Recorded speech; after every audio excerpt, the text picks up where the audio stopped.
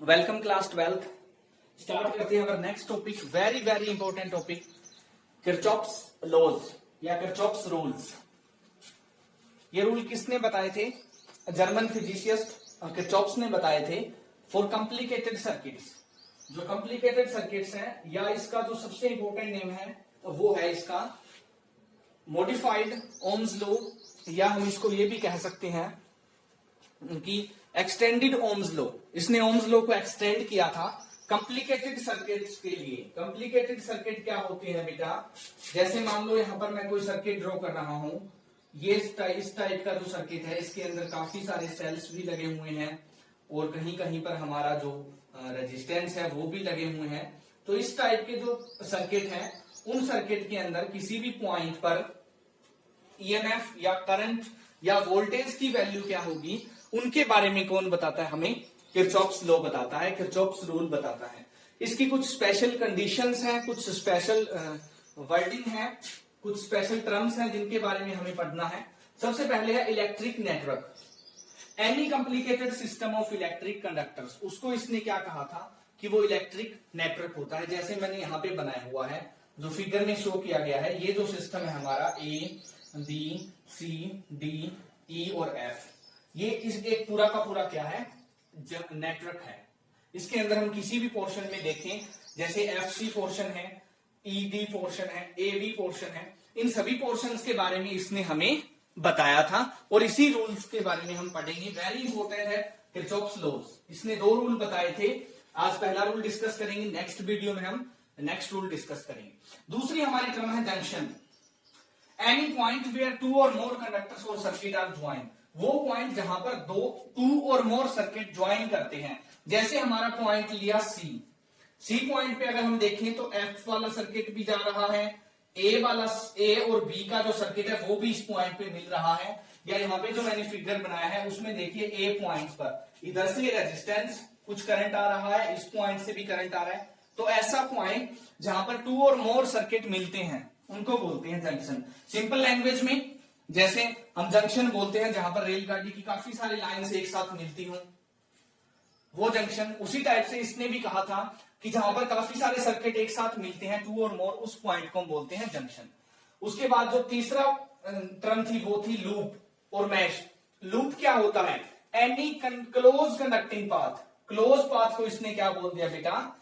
Loop बोल दिया। अगर इस सर्किट में हम समझें तो जो हमारा path A B C D F A, ये वाला जो पाथ है, ए से स्टार्ट किया और वापस ए पर पहुंच गए, ये हमारा क्या होता है बेटा? लूप होता है। Any close path, any close conducting circuit, उसको हम बोलते हैं लूप। इसमें एक लूप ये बन गया, दूसरा लूप ये भी बन सकता है, ई एफ सी डी और ई, ये भी हमारा एक लूप है क्योंकि ये क्लोज पाथ है। या हम ये बाहर वाला लूप ले सकते हैं, ए बी सी डी ई और ए, ये भी हमारा क्या बनेगा? लूप बनेगा। यानी एनी क्लोज कंडक्टिंग जो पाथ है वो हमारा क्या होता है? लूप होता है। इसने सेकंड रूल को भी लूप रूल हम बोलते हैं। फोर्थ पॉइंट है, फोर्थ टर्म है ब्रांच। ब्रांच क्या होती है बेटा? जैसे ये एक पोर्शन है किसी भी सर्किट का, एक पोर्शन ए भी एक ब्रांच है, इसी तरह से एफ सी भी एक ब्रांच है। इस पूरे के पूरे सर्किट की किसी भी ब्रांच को, किसी भी नेटवर्क के किसी भी पार्ट को हम ब्रांच बोल सकते हैं। क्लियर? तो ये हमारी 3-4 टर्म्स हैं जो बार बार हम यूज करेंगे। अब हम बात करते हैं किरचॉफ्स के फर्स्ट लॉ की। दो लॉ हैं बेटा किरचॉफ्स के। पहला लॉ अलग कहता है, दूसरा लॉ कुछ अलग कहता है। पहले लॉ को बोलते हैं हम किरचॉफ्स जंक्शन रूल और दूसरे लॉ को हम बोलते हैं किरचॉफ्स लूप रूल। दूसरा रूल जो हमारा क्या है? लूप रूल है। वो लूप के बारे में बताता है, ये जंक्शन के बारे में बताता है। या किरचॉफ्स का जो फर्स्ट लॉ है उसको हम बोलते हैं current law, Kirchhoff's current law, क्योंकि ये करंट के बारे में बताता है। और दूसरा जो हमारा लॉ है वो होगा हमारा किरचॉफ्स वोल्टेज लॉ, वो वोल्टेज के बारे में बताता है सर्किट के अंदर। क्लियर? या जो फर्स्ट लॉ है बेटा वो किस पर बेस्ड है? वो है law of conservation of charge पर based, law of conservation of charge पर। और जो किरचॉफ्स का दूसरा रूल है वोल्टेज लॉ, वो किस पर बेस्ड है बेटा? वो है law of conservation of energy पर बेस्ड।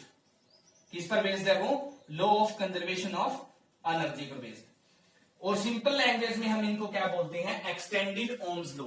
यानी जो कंप्लेक्स सर्किट के बारे में ओम ने नहीं बताया था, उन सर्किट्स को किरचॉफ्स ने बताया, उनमें लूप बताए, जंक्शन बताए, नेटवर्क बताए और ब्रांचेस बताई, और फिर अपने रूल्स को एक्सटेंड किया कि किसी भी ब्रांच या किसी भी लूप या किसी भी सर्किट के अंदर डिफरेंट डिफरेंट पाथ्स में वोल्टेज या करंट कैसे हम निकाल सकते हैं।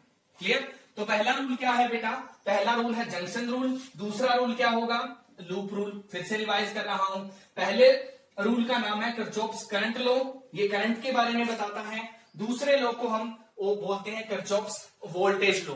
पहला रूल है वो law of conservation of charge पर बेस्ड है, और जो सेकेंड लॉ होगा हमारा वो होगा law of conservation of energy पर बेस्ड। क्लियर? तो आज हम डिस्कस करेंगे ओनली फर्स्ट लॉ को। तो फर्स्ट लॉ क्या कहता है, सिंपल स्टेटमेंट कहता है बेटा कि the algebraic sum of currents at any junction is zero, कि किसी भी जंक्शन पे करंट का टोटल सम है वो क्या होगा बेटा, जीरो होगा। सिंपल लैंग्वेज में क्या कहता है, सिंपल लैंग्वेज में ये कहता है कि जितना करंट एंटर कर रहा है सर्किट के अंदर उतना ही सर्किट को लीव भी करेगा, उतना ही सर्किट को क्या करेगा, लीव करेगा। क्लियर? जैसे हम जनरली इसको समझ सकते हैं कि स्कूल में मान लो 60 बच्चे गए हैं तो शाम को वो 60 बच्चे हैं वो घर वापिस आएंगे। क्लियर? यानी जितना करंट एंटर करेगा सर्किट में उतना ही करंट लीव करेगा। और यही कहता है law of conservation of charge, कि चार्ज क्रिएट नहीं हो सकता और नहीं चार्ज डिस्ट्रॉय हो सकता। यानी सर्किट में जितना चार्ज ट्रांसफर होगा उतना चार्ज सर्किट को लीव भी करेगा। अब इसके लिए साइन कन्वेंशन क्या है, नंबर 1 इसने कहा कि the current flowing towards the junction are taken as positive. जो जंक्शन की तरफ जो करंट आ रहा है बेटा उसको हमने क्या लेना है, पॉजिटिव लेना है, उसकी वैल्यू पॉजिटिव लेनी है। And the current flowing out away from the junction are taken as negative, कि जो जंक्शन से बाहर जा रहा है करंट, अवे जा रहा है, उसको हमने क्या लेना है, नेगेटिव लेना है। और उनका टोटल अलजेब्रिक सम क्या होगा बेटा, जीरो होगा। क्लियर? जैसे ये सर्किट है इसमें हम इसको एक्सप्लेन कर सकते हैं। एक पॉइंट पे कोई जंक्शन है, 1 2 3 4 5 ब्रांचेस यहाँ पे मीट कर रही है, 1 2 3 4 5 सर्किट मीट कर रहे हैं तो जंक्शन है। अब हम जंक्शन में क्या देखते हैं, I1 करंट है वो जंक्शन की तरफ आ रहा है, I2 भी जंक्शन की तरफ आ रहा है, I4 करंट है वो जंक्शन से दूर जा रहा है और I3 भी दूर जा रहा है। तो अकॉर्डिंग टू किरचॉफ्स लूप ये क्या कहता है कि इन सभी का अलजेब्रिक सम क्या होगा बेटा, जीरो होगा। यानी जो आ रहा है करंट टुवर्ड्स द जंक्शन उसको हमने लेना है पॉजिटिव, और जो जंक्शन से दूर जा रहा है अवे फ्रॉम जंक्शन उसको लेना है हमने नेगेटिव। यानी I1 plus I2 minus I3 minus I4, इन सभी का सम क्या होगा, जीरो। यानी I1 plus I2 is equal किसके होगा, I3 प्लस I4। यानी जितना करंट जंक्शन में आ रहा है इनकमिंग करंट वो किसके बराबर होता है, हमेशा आउटगोइंग करंट के बराबर होता है। ये बात कहता है किरचॉफ्स का फर्स्ट लॉ, जिसको हम बोलते हैं बेटा किरचॉफ्स जंक्शन रूल। क्या बोलते हैं बेटे, किरचॉफ्स जंक्शन रूल। क्लियर? इसके बाद हम दूसरे लॉ की अगर बात करें तो दूसरा लॉ है बेटा वो थोड़ा सा कॉम्प्लिकेटेड है, स्टेटमेंट ये सभी रहेगी, वो किन किन पर बेस्ड है वो मैंने पहले आपको बता दिया, law of conservation of energy पर वो बेस्ड है। और उसका दूसरा नाम क्या है, किरचॉफ्स वोल्टेज रूल। दूसरा नाम उसका क्या है, किरचॉफ्स वोल्टेज रूल। यानी वो वोल्टेज के बारे में हमें बताता है कि किसी भी सर्किट में टोटल वोल्टेज है उसकी वैल्यू क्या होगी। ठीक है? और वो बेस्ड किस पर है बेटा, तो आंसर है वो बेस्ड है law of conservation of energy पर। और क्या कहता है वो रूल, वो रूल ये कहता है कि total sum of total voltage यानी summation V is always equal to होता है बेटा जीरो के। यानी algebraic sum of change in potential must be zero in a close loop. इसका नाम दूसरा क्या है बेटा, लूप लो नाम होता है, कि किसी भी क्लोज लूप में जो चेंज इन वोल्टेज है वो हमेशा क्या होता है, जीरो होता है। और मेरे बेटे क्या कहता है ये कि टोटल ईएमएफ या टोटल वोल्टेज किसके बराबर होती है, summation of total current and total resistance in the circuit. यानी total the algebraic sum of all the EMFs in any loop of a circuit is equal to the sum of products of current and resistance in the circuit. Sum of product of current and resistance in the circuit. ये बात कहता है कौन? हमारा Kirchhoff's voltage law या loop law. Clear? क्या कहता है? किरचॉफ्स वोल्टेज लॉ या लूप लॉ। जैसे अभी मैंने एक सर्किट ड्राइव किया था, ये इस टाइप के कॉम्प्लिकेटेड सर्किट के लिए यूज होता है बेटा। इस टाइप का हमारा सर्किट है, ये हमारा कोई सर्किट है, A B C D E और एफ। ये कॉम्प्लिकेटेड सर्किट है।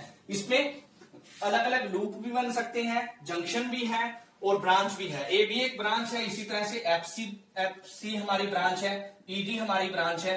और लूप क्या होगा? ए बी सी एफ ए, ये एक लूप बनेगा। इसी तरह से कोई दूसरा loop E D C F E, close circuit है, वो लूप बनेगा। ऐसे सर्किट के लिए किरचॉफ सेकंड लॉ क्या कहता है कि sum of total change in potential always zero होगा, या कह दें कि sum of all the EMFs. ये मान लो हमारा पहला सेल है, इसकी ईएमएफ E1 है, इसकी ईएमएफ E2 है, ये हमारा रेजिस्टेंस R1, ये R2, ये R3।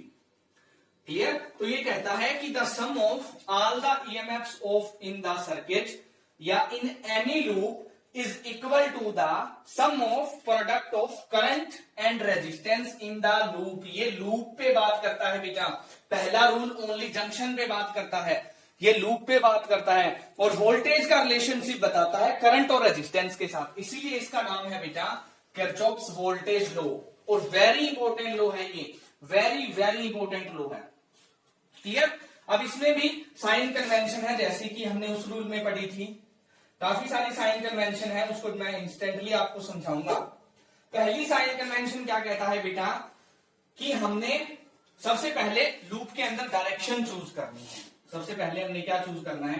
कोई लूप है वो चूज करना है, उसमें डायरेक्शन हमने चूज करनी है कि हम एंटी क्लॉकवाइज जा रहे हैं या हम क्लॉकवाइज मूव करेंगे लूप के अंदर। क्लियर? जैसे बेटा इसमें देखिए, इस एग्जांपल में अगर मैं कहूं कि मैं ए बी सी एफ ए आ रहा हूं, ये मैंने एक लूप कंसीडर किया है। तो ये लूप कैसे चल रहा है? ए बी सी एफ ए, यानी ये लूप क्लॉकवाइज चल रहा है। क्लियर? इसी तरह से मैं कोई दूसरा लूप कंसीडर करूं, ई डी सी एफ ई, ये देखिए ई डी सी एफ ई, इस तरह से घुमाऊं मैं, तो ये हमारा क्या हो गया बेटा? एंटी क्लॉकवाइज हो गया। क्लियर? यानी आप लूप के अंदर किसी भी डायरेक्शन, किसी भी क्लॉकवाइज या एंटी क्लॉकवाइज डायरेक्शन में मूव कर सकते हैं। ये पहला रूल है। क्लियर? दूसरी बात कहता है ये ईएमएफ के बारे में। किसके बारे में बताता है कि सेल की ईएमएफ है वो पॉजिटिव लेनी है या नेगेटिव लेनी है। अगर आप लूप के अंदर मूव कर रही हैं और सेल का नेगेटिव टर्मिनल पहले आ गया बेटा, अगर आप लूप में मूव कर रही हैं और सेल का नेगेटिव टर्मिनल पहले आ गया, तो उसकी ईएमएफ आपने क्या कंसीडर करनी है? पॉजिटिव कंसीडर करनी है बेटा। क्लियर? क्या समझा है सभी को कि आप लूप में मूव कर रही हैं, किसी भी ब्रांच में मूव कर रही हैं और उस ब्रांच के अंदर सेल का नेगेटिव टर्मिनल पहले टच करते हैं, यानी नेगेटिव टर्मिनल पहले आता है।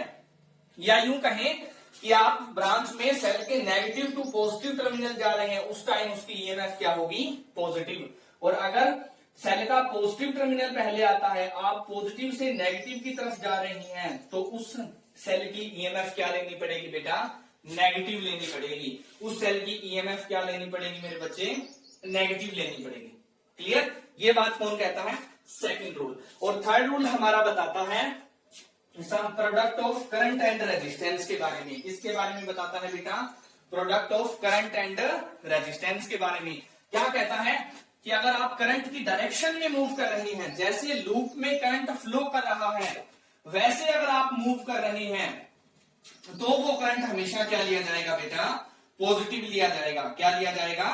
पॉजिटिव लिया जाएगा। यानी ये हमारा रेजिस्टेंस और इसमें इस तरफ करंट फ्लो कर रहा है और आप भी इस तरफ मूव कर रहे हैं, तो जो हमारा आई आर है वो क्या लिया जाएगा बेटा? पॉजिटिव लिया जाएगा। ये कहता है हमारा तीसरा साइन कन्वेंशन। क्लियर? और अगर आप मूव कर रही हो करंट की अपोजिट डायरेक्शन में, करंट ऐसे फ्लो कर रहा है रेजिस्टेंस में और आप इस तरफ मूव कर रही हैं बेटा, तो यहां पर जो हमारा आई आर का प्रोडक्ट है वो क्या लिया जाएगा? नेगेटिव लिया जाएगा बेटा। क्या लिया जाएगा? नेगेटिव लिया जाएगा। क्लियर? क्या समझाया? सबसे पहले आप लूप चूज करेंगे। आप क्लॉकवाइज भी मूव कर सकते हैं, एंटी क्लॉकवाइज भी मूव कर सकते हैं। उसके बाद अगर आपके लूप में आप मूव कर रहे हैं और सेल का नेगेटिव टर्मिनल पहले आ रहा है तो उसकी ईएमएफ ली जाएगी पॉजिटिव, और अगर सेल का पॉजिटिव टर्मिनल पहले आ रहा है तो उसकी ईएमएफ कंसीडर की जाएगी नेगेटिव। क्लियर? और अगर आप करंट की डायरेक्शन में मूव कर रहे हैं किसी भी लूप में, तो वहां पर product of current and resistance क्या लिया जाएगा? पॉजिटिव। और अगर आप करंट की अपोजिट मूव कर रहे हैं तो वहां पर product of resistance and current क्या लिया जाएगा? नेगेटिव। और ये रूल क्या कहता है कि summation of EMF is equal होगा समेशन ऑफ आई आर। किसी भी सर्किट में आप वोल्टेज निकाल सकते हैं। क्लियर? इस सर्किट के लिए मैं आपको ये रूल अभी अप्लाई करके दिखाता हूं। मान लो हमने पहला जो सर्किट है वो कौन सा सर्किट लिया है? A B C F A. Clear? Current कैसे फ्लो करेगा बेटा थोड़ा सा देख लेते हैं। मान लो ये वाला जो सेल है, ये वाला सेल I1 करंट दे रहा है, ये वाला सेल I2 करंट दे रहा है, इसमें ऐसे फ्लो करेगा। इस पाथ पर कितना करंट मिल रहा है हमें? I1 प्लस I2 करंट है वो यहां पर हमें मिल रहा है। क्लियर? समझ आ गया सभी को कि ये वाला सेल है वो I1 करंट दे रहा है, ये वाला I2 करंट दे रहा है, और यहां पर हमें कितना करंट मिल रहा है? I1 plus I2। अब हम इसको अप्लाई करके देखेंगे कि क्या रिजल्ट हमारे सामने आता है। क्लियर? तो पहले हम लूप कंसीडर करेंगे। अपनी मर्जी से लूप कंसीडर कर सकते हैं बेटा, अपनी मर्जी से मूव कर सकते हैं। मान लो मैंने पहला लूप कंसीडर किया है बेटा ए बी सी एफ और ए। यहां से मैं मूव कर रहा हूं ऐसे, एंटी क्लॉकवाइज में मूव कर रहा हूं। तो इस सर्किट के लिए हमारा एल्जेब्रिक सम ऑफ करंट और प्रोडक्ट की वैल्यू हमने निकालनी है कि क्या होगी। क्लियर बेटा? सबसे पहले यहां पर देखिए कितना करंट है? I1, और यहां पर रेजिस्टेंस मान लो है R1, ये वाला रेजिस्टेंस हमारा R2 है। क्लियर? तो यहां से शुरू करेंगे। ईएमएफ कितनी है हमारी? यहां पर ईएमएफ की वैल्यू है बेटा E1। इस लूप में एक ही सेल है, उसकी ईएमएफ कितनी है? E1। उस E1 की वैल्यू कौन बताएगा? ये पूरा का पूरा लूप। क्लियर? हम ए से शुरू हुआ, यहां पर करंट कितना है बेटा? I1 प्लस I2 करंट है, और हम करंट की डायरेक्शन में ही जा रहे हैं, इधर ही करंट जा रहा है, इधर ही हम जा रहे हैं। तो करंट इंटू रेजिस्टेंस का प्रोडक्ट क्या लिया जाएगा मेरे बेटा? पॉजिटिव लिया जाएगा। I1 plus I2 into R। Clear? ये हमारा R3 है। प्लस अभी करंट और रेजिस्टेंस नहीं हुआ। यहां पर जैसे ही आए, ये देखिए सेल का नेगेटिव पहले आया है, और जब सेल का नेगेटिव पहले आएगा तो ईएमएफ क्या ली जाएगी? पॉजिटिव। इसीलिए मैंने बेटा पहले ही E1 लिख दिया, इसको प्लस E1 भी लिख सकते हैं। क्लियर? और फिर आगे गए तो ये एक प्रोडक्ट हो रहा है, ये क्या है हमारा? I1 R2। ये भी क्या लिया जाएगा बेटा? पॉजिटिव, क्योंकि हम करंट की डायरेक्शन में जा रही हैं। किस में जा रही हैं? करंट की डायरेक्शन में। अगर हम लूप ऐसे कंसीडर कर लेते, मान लो हमारा लूप है वो कैसा है? F C B A F, ये हमारा लूप है। अब इस बार करंट ऐसे फ्लो कर रहा है, हमने ये लूप कंसीडर किया है एंटी क्लॉकवाइज वाला, ऐसे मूव कर रही हैं। तो हमारा क्या होता बेटा? इस पॉइंट से चले, करंट के रिवर्स जा रहे हैं, करंट इधर आ रहा है, तो ये हो जाता minus I1 R1 minus EMF है, ये हमारे इक्वल टू आएगी माइनस E1 की। क्यों? क्योंकि पॉजिटिव टर्मिनल सेल का पहले आया, और जब सेल का पॉजिटिव टर्मिनल पहले आएगा बेटा तो वहां पर ईएमएफ हमारी क्या ली जाएगी? माइनस ली जाएगी, नेगेटिव ली जाएगी। हो गया माइनस E1। अब इधर गए तो फिर करंट के रिवर्स जा रहे हैं, यहां पर करंट क्या है? I1 प्लस I2 इंटू क्या है बेटा? रेजिस्टेंस हमारा R3 इज इक्वल हो गया बेटा माइनस ऑफ E1 की। और अगर हम माइनस इलिमिनेट कर दें तो फिर से हमें वही रिजल्ट बनने मिलेगा कि product of resistance and current is equal होगा टोटल ईएमएफ की, यानी I1 R1 plus I1 plus I2 into R3 is equal होगा ईएमएफ के। तो ये था हमारा second rule. Clear? Have a good day, thank you.